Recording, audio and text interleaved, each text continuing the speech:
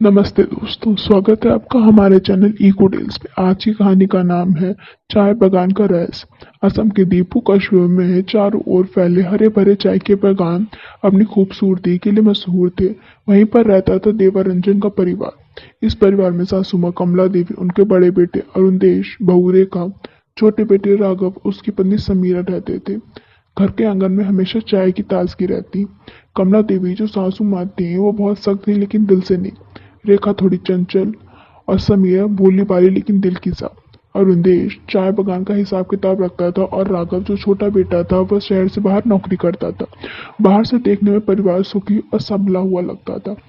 एक रात देखा समीरा को धीरे से बुलाया, सुनो समीरा, तुमने सुना बगान में कुछ आवाज आ रही है। समीरा ने खिड़की से झांक कर देखा, दूसरे पेड़ पे एक हल्की सी रोशनी चमक रही थी। ये तो अजीब है, आधी रातों को वहां कौन होगा। रेखा की आंखों में चमक आ गई। उसे लगता था यह वही रहस्य जिसके बारे में गांव वाले बताना नहीं चाहते। हमें जाकर देखना चाहिए। दोनों चुपके से घर से निकली। रास्ता घना और सन्नाटे से भरा था।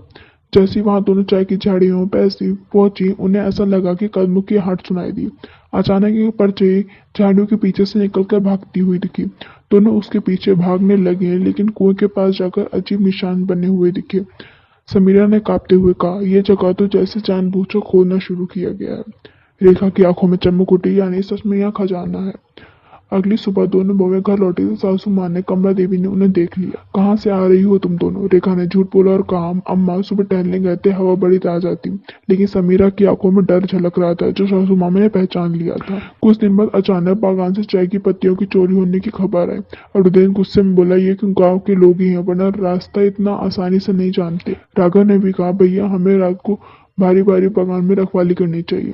रेखा और समीरा चुप रही। एक रात जब वह सो गए, रेखा फिर समीरा को लेकर कुएं की तरफ गई। कुएं के पास तीन आदमी खड़े थे, उनके हाथों में लालटेन और लोहे के औजार थे।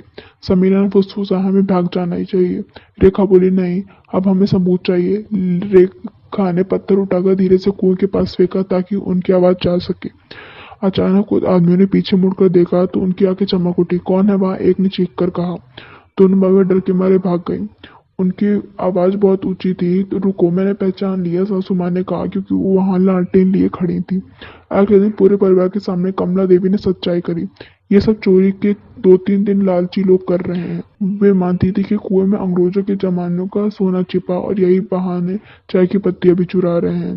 राघव हैरान रह गया। रेखा ने शरारती मुस्कान ही देखा, हम अगर हम जिज्ञासा न करते तो शायद सच भी नहीं पता चलता। कमला देवी ने दोनों बहुओं की तरफ देखा। तुम दोनों ने साहस दिखाया, परिवार में अलग अलग स्वभाव जरूरी है।